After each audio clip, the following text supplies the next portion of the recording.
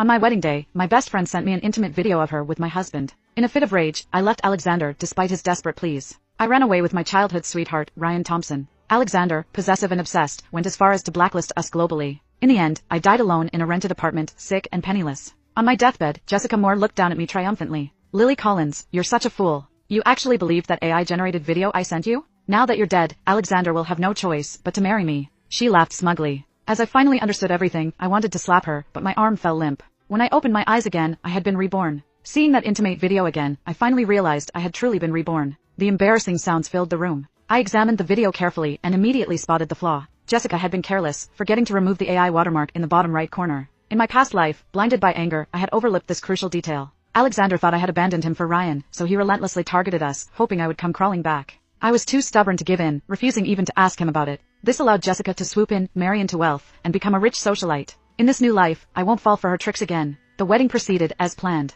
Under the officiant's guidance, Alexander and I exchanged rings and kissed, making everyone envious. Jessica, watching from below, clenched her fists in jealousy so tightly her nails dug into her palms. As the ceremony neared its end, Jessica couldn't sit still any longer. The moment I stepped off the stage, she urgently pulled me aside. She exclaimed excitedly, "Lily, you can't be together. He's just a scumbag. You can't marry him. While you haven't gotten your marriage license yet, break up with him quickly. Otherwise, you'll have plenty to cry about later." She spoke with an air of authority, as if she truly had my best interests at heart. I smoothed out the train of my wedding dress and calmly replied, "Oh, you seem to know my husband better than I do." Jessica missed the sarcasm in my voice and continued, "Of course, you're my best friend. Anyone who wants to marry you has to be thoroughly investigated by me." She leaned in close and whispered in my ear, "Lily, you have to believe me. He's a total scumbag. Did you see the video I sent you earlier?" I feigned surprise and shook my head. "Ha? Video? What video? I've been busy getting married to my husband. When would I have time to check my phone?" Hearing this, Jessica had an expression of sudden realization. She dug her phone out of her purse, held it up to my face, and played the video herself. "Here, look at this now. After you see it, you'll know everything I said is true."